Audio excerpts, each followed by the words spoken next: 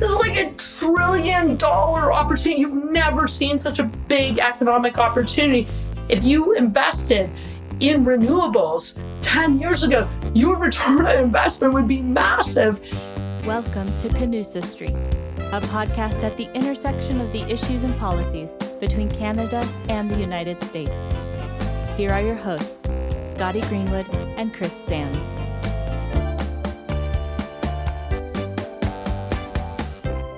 Welcome back to Canusa Street, everybody. I'm Scotty Greenwood with Canadian American Business Council, joined by my partner in crime, Chris Sands of the Woodrow Wilson Center. Hey, Chris. Hello, Scotty. No crime on Canusa Street. It's a very law-abiding part of the world. Especially on the Canadian side, which is where we are today. We're in a pop-up studio in Toronto. The Eurasia Group and BMO, Bank of Montreal, is doing a Canada-US summit. So we've been here taking advantage of the phenomenal expertise that's gathered today. And I'm really excited about our guest, the Honorable Catherine McKenna. You're going to introduce her properly, but she just came off stage. So I look forward to cross-examining her in great detail about what she had to say. So Chris, why don't you introduce Minister McKenna to our listeners? Sure, absolutely. Catherine McKenna is the founder and principal of Climate and Nature Solutions. She's the chair of the UN Secretary General's new high-level expert group on net zero commitments of non-state entities.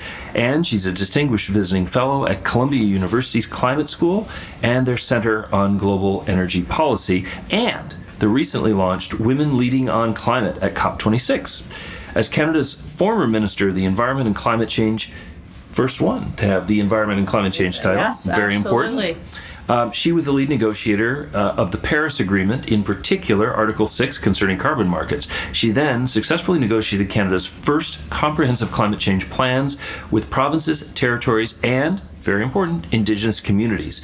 So she comes to us a person of ideas, a person of action, and a perfect guest for us on Canusa Street. Welcome, Catherine McKenna. Well, it's great to be here. It's funny because when I saw Canusa, I thought about when I was a young kid as a swimmer, and we used to go to Flint, Michigan. I'm from Hamilton, Ontario. Our, I guess, sister city was Flint, Michigan, and it was the Canusa Games. So no kidding. Like, wait, am I going back in time? Oh, wow. But we're kind of moving forward in time, and now we're like adults, so that's good. Excited about this conversation. Yes, and we have a different feeling about water in Flint. Oh, yes, yes, okay. But yours floated and no lead, I hope, so. Thanks for that, Chris. Way to lead off on a high note. Yeah, way to be a buzzkill, Sands. I hope that's fixed, by the way. Yeah, I do believe it has been, but yes. But actually, access to water, clean water, is an environmental justice issue between many places, including Canada and the United States. It's not just Flint in the United States, and in Canada, the North, I think. With Indigenous communities, actually absolutely. Beyond just the North, sure. We have a huge clean drinking water problem. I mean, the government's been working hard on it, but hard things are hard. Hard things are hard. So I'd like to start out. You just came off stage. We were downstairs listening to you. Phenomenal panel discussion. You gave an impassioned plea for action when it comes to climate, and you nailed it. I believe in action, not just words. But so my question to you is, why aren't you in government still? Because you were in there. You know, my question normally is, why are you still in government? Like, I feel like we didn't quite get enough of your leadership, and there's still more passion out there. So why aren't you in government anymore? Well, it's kind of a funny question because I kind of was like, after the pandemic, you know what? I have 3 teenagers, and all I care about is climate. And I was doing, in government. All due respect to your kids. Yeah, well, I care about my kids and climate are the same thing. I know. I'm just kidding. And I just started to step back and I said, like, okay, how can I be the most effective? Because when I got into politics, I literally got in and I said, I'm not in this forever. And I know probably a lot of politicians say this, but I really said this. I am here to get a change in government and to make a difference on the files I care about. One was climate, one was Indigenous issues, one was Canada's place in the world. And I kind of felt that I'd done what I came to do. And people may say, well, if you really care about climate, why aren't you in government? Because there's a whole big world out there. And my background previous to being in government was global. I worked for a law firm in Indonesia, and then I worked for a UN peacekeeping mission. Then I started a charity doing work, lawyers doing pro bono work globally. And climate is a global issue. And during my time as minister, I spent a lot of time, including, I will say, during the Trump era, we created the Minister on Climate Action, Little Canada, with China and the EU to try to keep the world moving forward. That was a different time with China, I will say. Yeah. But we had to keep on moving forward. And so I just decided that, you know what, in Canada, we have a price on pollution, we're phasing out coal, we have a clean fuel standards, we're making massive investments, including in infrastructure. When I was minister, there was still work to be done, in particular in oil and gas and getting our emissions down there. But I felt like it's time to move on. And I think that's okay. Like, I think it's a totally really okay. weird thing. And there's been this real trend, because we've seen a number of women politicians who have stepped down, and then everyone's like, wait a minute, that's not how it goes. Can they not take it? And so actually, ironically, when I was like, okay, I'm kind of done here, I actually was like, okay, maybe I have to stay, because then people will take the worst lesson out of this, that I couldn't hack it. I got a lot of flack and I got a lot of hate. But that wasn't why I left. I actually left because I want to do more. And I think globally I can play a useful role. And that's why I took on chairing for the UN Secretary General Net Zero Standards. They say non-state entities, just so people know what it is. It's like, what are the criteria? If you were going to say you were net zero and you're a business or a financial institution or city or region, what does that mean? And so I think it's really important, because I'm a lawyer, and I think having standards and criteria will actually drive what we need to do. Because in climate, we need to do two things. We need to drastically reduce emissions now, and we need to drastically move money from dirty to clean energy at scale. And so, look, you know, you have to decide in life, how are you going to spend your time? I only want to do climate. There were some other things in politics. I was like, I can't even be bothered with some of this stuff. And so it was time to move on. And I think that's A-okay. People can do that. I feel super zen with it. And I actually feel like I'm able to make a bigger difference now, which I feel really fortunate about. It really is A-okay. And I'm so glad I asked the question, because that's a phenomenal answer. And but going to do more things, going to the UN, it feels like that's a place where doing things actually doesn't happen. So in terms of defining the criteria and the process and all that, do you feel like the UN can make progress? And Chris, I promise I'll let you get a word in edgewise here. Well, it's an interesting question. So people can go look at our report, because I'll do a little plug. I also run a business. It's called Climate and Nature Solutions, climateandnature.com. And we'll put that in the show notes. The report is there. Yep. You can see. So we issued the report. So it was an independent expert group. So the UN, yes, had a secretariat, but the Secretary General had asked me as chair to come out with a report on something really important, which is like, it was like, what are the criteria and standards that you need to do if you're going to say we're net zero? And by the way, 90% of GDP is covered by net zero targets at the national, state, or business level. And so what does it mean when you do that? And then number two, how do you address greenwashing? Because everyone's net zero or clean or carbon neutral. Right. And the report actually got great billing. Like, probably the best thing was, like, The Economist. They were like, despite the sophomoric name, this report by McKenna is hard-hitting, or something, whatever. Right, yeah. Because it just actually says what you need to do. And we need to get, in the climate world, assuming you believe in climate change and assuming you believe in the science and that we need to reduce emissions by 50% by 2030, which is what we need to do to stay below 2 degrees, striving for 1.5. We need to act now. And so just actually outlining what you need to do and what you can't do is actually a very useful exercise, because businesses used to do this. And so I'll tell you, because people might say, well, UN, I made it so there were 10 recommendations and they were written in English. And so the recommendations are things like, you can't just have a 2050 target. You have to have interim targets. You have to have a 2025 target, a 2030 target. You have to show progress. Approaching it like an elite athlete. As I say, I think it's funny because people will say, what was the most useful in life? And I'm like, none of my degrees. Being a lawyer, nah, not really. That's sometimes downside. But I was like, I was a competitive swimmer. And I still swim. I love swimming. And you got to think like an elite athlete, because it's actually quite similar, because you have a stretch goal. And when we were swimming, I trained for Olympics. I made Olympic 1988, right? Yeah. Amazing. I didn't make it, but who cares? Like, that wasn't the point. The point was I had a goal, and that was everything. I didn't care about it being prime minister or anything. I just wanted to be an Olympian. Right. And so You do it a long time out, but that's not your goal. That's your ultimate goal. But you better be making progress on interim goals. Yeah. And that's a stretch goal because you don't know if you can, like, that's the goal you want to make, but it's going to require a lot of work to get there. And it's, you know, you have to have something that's ambitious. And then every day you just work really hard. And then some days it sucks. Some days you make great progress. You have people that support you. You innovate. You pull yourself up and you never give up. And this is what I think we need, this attitude on climate, because sometimes people say to me, oh, your criteria and credit standards are hard. I'm like, oh yeah, guess what? Hard things are hard. Tackling climate change is hard. But let's actually imagine the finish line, because that's a way better way. Like, I didn't every day when I was having a crappy day in the pool, like, you know, spend all my time thinking about her. Like, I'm so sad because it's hard and I'm sucking at your sore shoulder. I was like, okay, what do I want? What is my goal? Right. And I think if we were able to focus a little bit more on what the finish line looks like, it is a more prosperous economy. It is better jobs. It is tackling pollution, short-term pollution as well as long-term pollution. It's national security. It's equity and justice. And those are all really important. And imagine that's what your world looks like. Like, why wouldn't you want to strive for that?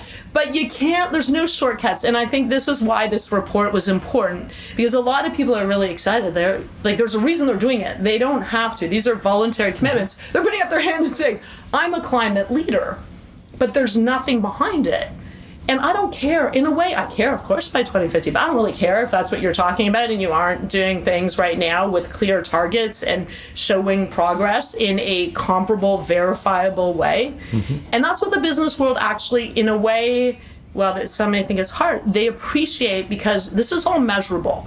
Right. This isn't like we're going to guesstimate. No, you can actually measure emissions. You can measure progress. Your money can either go to clean at scale or it can continue funding fossil fuels. Like, those are all measurable. And you know what? Then you have to explain it. You have to explain it to consumers. You have to explain it to investors. You have to explain it to shareholders. Sometimes you have to explain it to regulators, because we're moving to regulation, certainly in the risk piece. But Europe is regulating net zero. And you've got to end up in court. So you've got to explain to your kids. Sorry to interrupt you. Well, of course, and that is who are probably big the activists. Most important, because you know what, my kids, in a way, when I decided it was time to go, is it, like, I look at them and I was thinking, I am spending so much time, all my time, in government doing these things. Often, to be honest, I think, like, things like question period, they should be important, but sometimes I feel like it's just a game. Yeah. And all of these other things I'm doing, and I'm like, okay, am I really making a difference in moving the dial? And I felt like, no, not as much as I can. And I also like being an independent voice. Maybe I am not the ideal politician in a way. I'm a super team player, but sometimes I feel like, you know, I need a little more freedom. I can't have people always managing me. And so it's like a little bit better maybe for everyone sometimes that you're like, okay, it's good. Except you're killing me, because it's exactly that approach, which is what we need in politics. But it's okay, because you get to do whatever you want, and I'm not in politics, and neither are you, San. So we need new people. Like, geez, like, we need a new generation of people. We need more diversity. And this is what I tell people. Like, I want people to come in. The one thing I am doing, though, is I am calling out the hate. And that is not okay, because we will not get good people going to politics. Already a lot of people say it's bonkers. Why would you ever do this? And in particular, that's true of women, marginalized communities, and we need that diversity. You make far better decisions. Don't take it from me, take it from McKinsey, but I saw it in government. When you have to deal with a very complex issue and people take medical assistance in dying. I know we're getting a bit off the topic, but how you make decisions, like, you're regular people at the table too. You can be all fancy with whatever your title is, but you also have to make decisions about people's lives and what you bring to it. Like, we had in our government, not only did we have a gender balanced government, which was super annoying at the beginning before they named the cabinet, because everyone's like, oh my God, it's going to be so hard. Where are we going to find the women? I was like, could y'all just shut up? And so, so we did that, but we also got broader diversity. And imagine you're dealing with an issue like medical assistance in dying.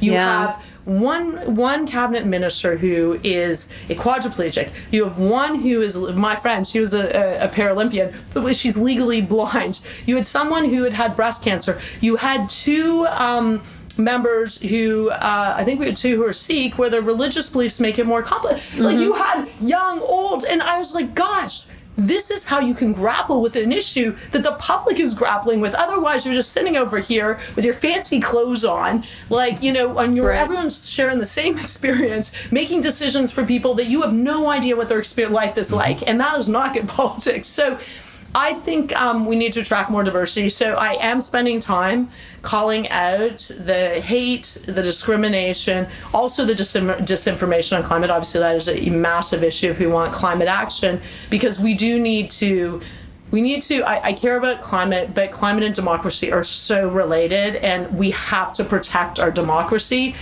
And that means good people need to go in, and we need good information getting out to the public so they can make informed decisions. I want to ask you about something there, because you were talking about investors, you were talking about consumers.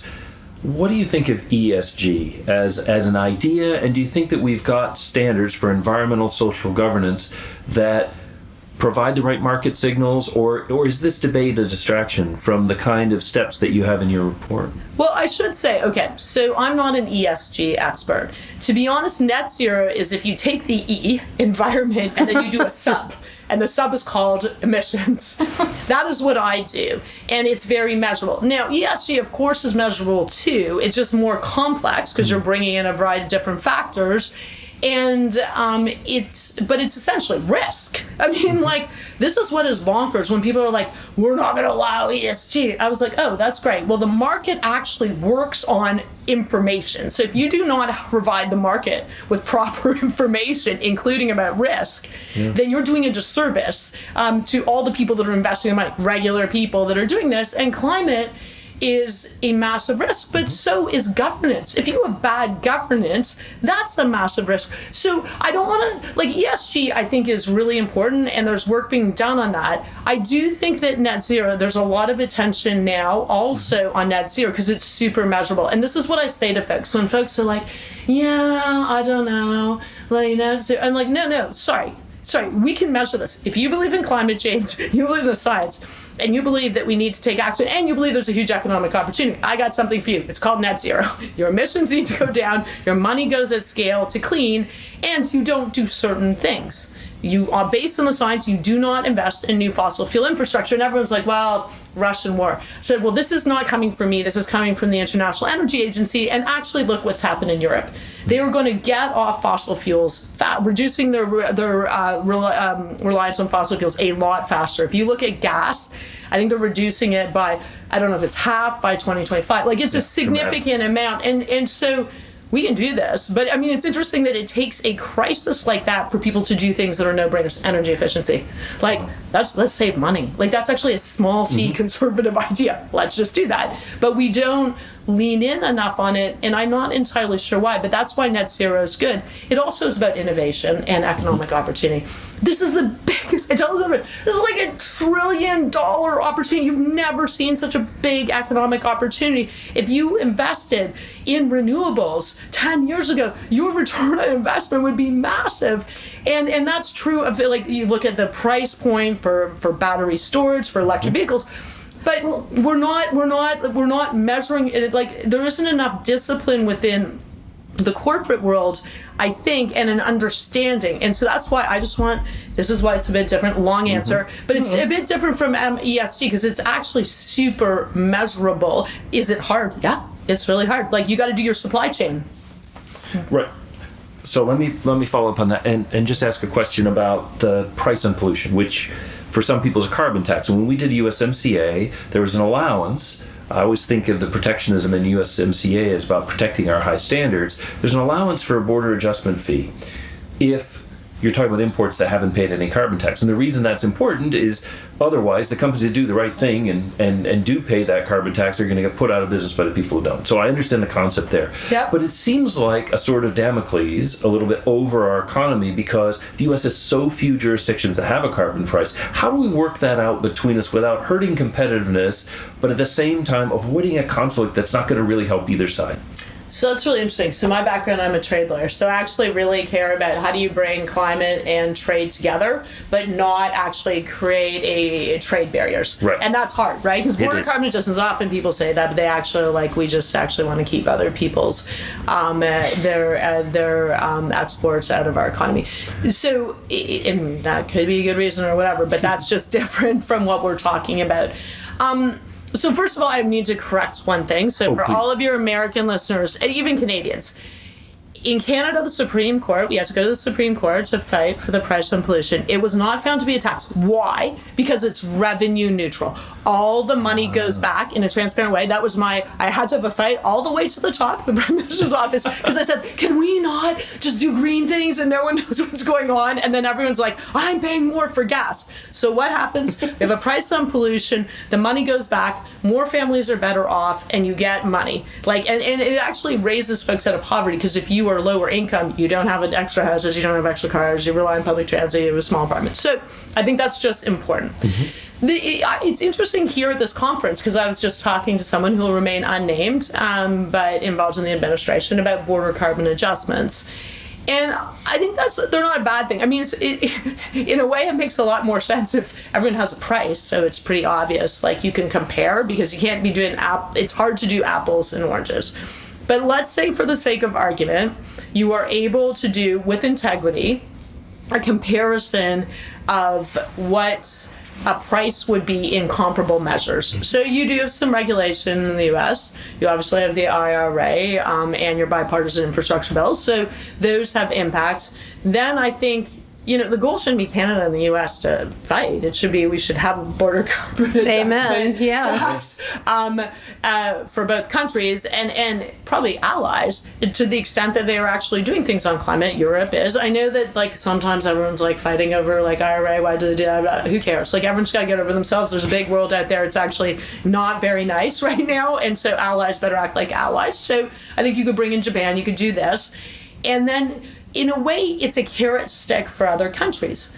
So what people don't know is actually China does have a carbon price on their electricity system. It may be imperfect, but I did once have a look at that. So maybe it'll be an incentive for everyone to do the hard work. That's what our goal should be, because otherwise it's just really a trade thing. It actually should be, there's a difference, because people are paying a price because our, materials, cement, aluminum, steel, whatever, are a lot less carbon intensive. And so there should be a cost to folks who aren't. So I'm all for it. Is it complicated? Yes. But I'm okay. I said to folks, happy to work on this. I did Article 6 of the Paris Agreement. That's about carbon markets. And I do think we need to get to this space. But hope can't spring eternal. You can't just say, I don't like that guy. We're going to come up with border carbon adjustments, not do the work in our own country, and say it's all kind of equal. But you can do it. You got to do the work. You got to figure it out. But I think that's a good incentive for everyone to dig deep and actually decarbonize. So that's interesting. We're going to take a little break, and when we come back, we've got time maybe for one more question, and I want to talk about the transition from a fossil economy to a mineral economy. So when we come back. Are you red, white, and blue, or just red and white? Beaver or bald eagle? Ryan Reynolds or J-Lo? Canusa Street, a masterclass in cross-border relations. This is where Canada and the United States intersect on the policies and issues of our two great nations. But you know that already. That's why you're here. The question is, if you want more of this bilateral bonanza delivered directly to your inbox, and you know you do, how about signing up for Scotty Greenwood's weekly email updates on Canada-US relations? Head to cabc.co to sign up today. And now back to Canusa Street. Welcome back to Canusa Street, everyone. This is Chris Sands, and I'm here with Scotty Greenwood. We are talking today to Catherine McKenna, former Minister of Environment and Climate Change in Canada, now running her own business. And we've been talking about the business of the environment and how we get to net zero. You were going to ask a big question on that, Scotty. Yeah, and I know we don't have a lot of time left, but you have talked about the urgency and the imperative to transition off of fossils to get to net zero. And one of the things that's obvious is the new economy, if you will, or the transition off of fossils involves critical minerals in significant ways, right? Whether that is wind turbines, solar panels, electric vehicle batteries. Critical minerals are important for that transition. They're important for other things too, defense goods, consumer goods. But let's just focus on the economy. You clearly are a get it done person. You are also Minister of Infrastructure, Environment, and you're passionate. That's why I kind of wanted you to be in government, because my observation, I just want to see your reaction, is Canada today, you're not in government anymore, but the government of Canada, provincial and federal governments, are saying everything right about the transition to the mineral economy. But the time it takes to build a new processing facility in Canada is somewhere from 20 years to never. So, like, it is very difficult to say to the private sector, just build it, because it's unclear when, if ever, you're going to get permission from the various levels of government. Even if you do everything right, it could take forever. So how do you deal with that, the problem of pace? Because other countries can move more quickly, but still be responsible. So, I mean, pace is key. I mean, we can't be like announcing a critical mineral strategy and like talking to our allies about this, and then we aren't able to deliver the critical minerals. And the good news is you actually have someone awesome, my good friend, François-Philippe Champagne, who's the Minister of Industry, and he is like the Energizer Bunny. So there are people definitely in government who want to get things done. And I will say, so it is important because sometimes there's some myth busting we have to do. So we brought in a new Impact Assessment Act. I was the minister. We did it because actually we couldn't get anything done. Why could we not get things done? Well, for a whole number of reasons. One, we only looked at the negative impact of projects, which I thought we needed. And, sometimes you would make the case anyway when you have a press release, but you're like, and it creates jobs, and justifying why you did it. So you need to actually do a proper analysis of the impacts, but also you need to consider the positive economic impacts. Also, it was very slow. So we said one project, one assessment. We're a federation. We need to stop doing multiple assessments like provinces working with the federal government. That is way smarter. We shortened the timelines, and we said the clock, this is something important to me. And Jim Carr, who unfortunately passed away, he was our Minister of Natural Resources. We worked together on this. That the federal government could not stop the clock unless they needed more information or clarification. But there was one other thing that people often think is a barrier, but actually causes the most delay. And we said, but you're going to have to engage with Indigenous peoples at the beginning. You cannot show up 3 years into your assessment, whatever, dump a bazillion documents on the desk of communities, because often there's more than one community, and say it's fully formed. Can you just accept it? We'll give you 5 jobs. So that just ends up, to be honest, in court. And rightly so, because the communities are like, wait a minute, what is the upside of this? You haven't even consulted us to understand what we want. Sometimes for good projects, they definitely want this to go ahead, but they want an equity share. Sure, so yeah. It's funny because sometimes I hear from folks, if only, just jam it through. This isn't working in it. We have a constitution. You will end up, they actually have the ability to, Indigenous people rightly have the ability to stop projects on their own land. So you got to do the work. Good companies know this, but that will speed up the process. That was the whole point. But sometimes people are like, well, that sounds really woke. That's not woke. That's actually our constitution. And actually, that is how you will get things done. And you will avoid court, and you will avoid, hopefully, demonstrations and all these other things. So, but I agree. Like, also, everything in government, I was the most impatient person in government. I think my team, they're just exhausted all the time. But I was like, I don't know. I'm not going to be in here forever. We've got to get things done. And I think there will be a requirement. Like, the bottom line is government doesn't build things.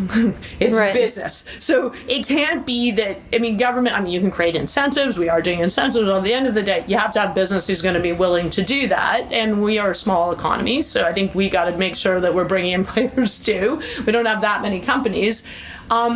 But I think the government will have to think about this. Like, in a way, if you're a foreign company, you may not be as familiar with Indigenous communities. We had a great, my friend Mark Podlashley. He was fabulous. On the panel. He's actually First Nations, but who cares? But yes, he is First Nations. He runs First Nations Major Project Office. And he's like, we are having the same conversations. How do we get projects built on our territory faster? But they're having it in a different room. So I think for folks that aren't from Canada, they may not understand that, one, you got to do this, and two, it's a massive opportunity, but don't wait to the end and then try to jam people. This is not going to work.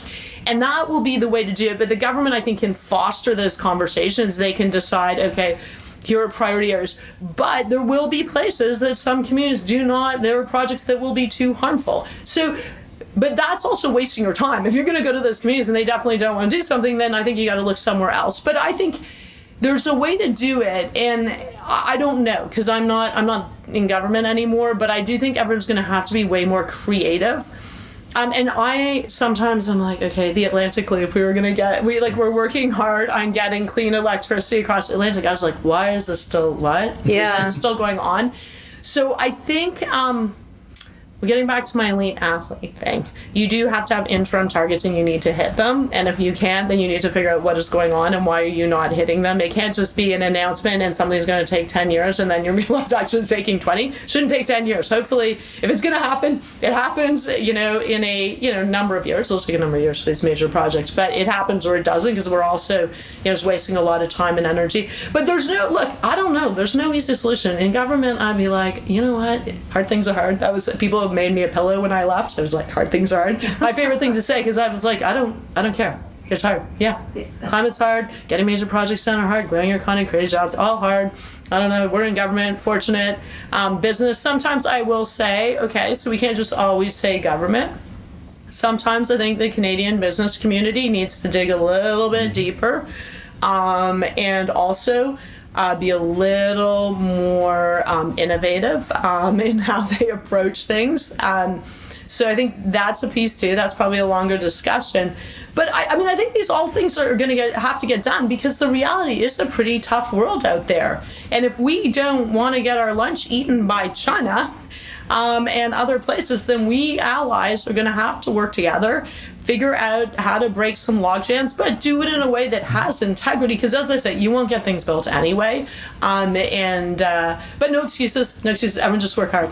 Okay. Chris, you got to be fast. I got to be fast. I want to ask you a question, because we're here in Toronto, and I always, somehow now when I come to Toronto, I think of Jack Layton, who was former leader of the Democratic Party. Yeah. And one of the things that he once said in some frustration with the U.S. was that on the environment, he really saw a virtue in Canada's cooperation, because we had great technology, we had some great ideas. He said, I may not always agree with the government of the day down there, but there are people there who share my values, and there's technologies that we can use that will make a difference. How do you see Canada-US cooperation on these environmental topics? Are we competitors? Are we partners? Are we not reaching our potential? When you think about being a competitive swimmer, do we need to be challenging each other? How do we relate as partners in this? How do we streamline to put it in swimmer terms? Okay. Well, first of all, is it like, I don't know, people are like, should we compete? It's so hard. I don't really care. Yeah, you're going to compete, right? So like, what are you talking about? Competition is actually good because it makes people dig deeper, figure out new solutions, whatever. And the IRA will force Canada to dig deeper, because if we want to get that capital, having said that, I did do a little pitch. We got pension funds. They're a lot of money. There are opportunities. We need to, hopefully they're looking at opportunities here in Canada too. But so we got to compete, and I don't want to hear excuses about that, and that's fine. And by the way, Americans are going to do that anyway, so you better go. And as I say, go with the deal, don't go with the problem, or just, a vague thing. Like, just say, here's the deal, you want money, you want to do it? Okay. So I think it's all good. And I think that Canadians like Americans, but that only gets you so far. I think you got to make it real. And the Canadians spend a lot of time, I've been to so many conferences, everyone's like, why do Americans not think of us more? Why are they doing this? I was like, oh my God, are we really having this conversation? I know. Welcome to my world. We got a lot going for us. We got a great immigration system. We attract talent. We are smart. Our universities are very inexpensive, so we have an educated workforce. We got a lot. We got a strong democracy. We got challenges. We got a lot of things going for us. No excuses. Now just go and figure out what you're going to do together. But once again, everyone has to just make it more real. And I always worry about announcements, because I was like, okay, does anyone follow that announcement? Is anyone did anything happen with that announcement? Yeah. We delivered on that. But I think there's great opportunities. And when I was infrastructure minister, because sometimes people forget that because it was a shorter period, but I was in infrastructure for 2 years, almost 2 years. And it was during the pandemic, so we got loads of money to go invest in clean solutions. I helped reform our Canada Infrastructure Bank so we could leverage private capital by taking on some risk. And I was like, okay, why can't we do things north-south, real things? that are like bridges or like high-speed rail. We all have all this money. Or, I don't know, like a super highways of charging stations. I was like, could we pick 3 things? Just do 3 things that actually are things. Like, and just get them done. We all say we have all this money. There's all these opportunities. Then just do it and make it real. And some of these things are actually not that hard. Charging stations on our major highways. People drive. By the way, Canadians spend so much time driving to Florida or driving to California. Maybe Americans, more of them will come back. But we have loads of people going on both sides of the border. I talked to Pete Buttigieg. We were talking about that. Gretchen Whitmer and she and I worked together because we had the Gordie Howe Bridge. I was like, let's do things. And it seems to be very weird because you say it. And I was one of those ministers, quite annoying, because after the call, I'd be like, these are the 3 things we're doing. I only work in 3s, really, or 10 recommendations. There you go. Like, these are, again, 10-point plan or 3 action items. But I think, like, if Canada and the U.S. out of this conference said, we're going to do 3 real things, and there were 3, even if they are the biggest things, there were 3 real things, and we're going to deliver, and we're going to show next year what our progress is, I'd be super happy. Because talking is cheap. I don't know, it's fine, it's nice, but get things done way better. And as I say, what I worry about, having spent a lot of time abroad, and my focus was always on foreign policy, like, the world is changing super fast and not in a positive way for countries like Canada and the US. And so we are going to have to figure out how to compete in a world where we're not necessarily a dominant player. Well, I was never a dominant player, but major player with the US. I mean, I think the US is still obviously key, but it's just the configuration is much more challenging, and that means we got to dig even deeper because some of these countries can just do whatever they want. So I don't know. I hope I inspire people. I want to inspire people and not be doom and gloom. But you're not doom and gloom. Do the work. Do the work. Yeah, and we can do hard things. Okay, amazing. Catherine McKenna, thank you so much for joining us. Chris, it's always great. And we packed a lot into a very short podcast, so that was credit to our awesome guest. Yes. People talk about energy efficiency. She is also message efficient, which is wonderful. Phew. Well, that was a whirlwind, my friend, and totally worth it. It was great to talk to Catherine McKenna. It was fantastic. She has the energy and really some really great ideas. I'm so glad that she is still contributing outside government. There are lots of ways to be involved in this challenge, and she's taken on some really great work.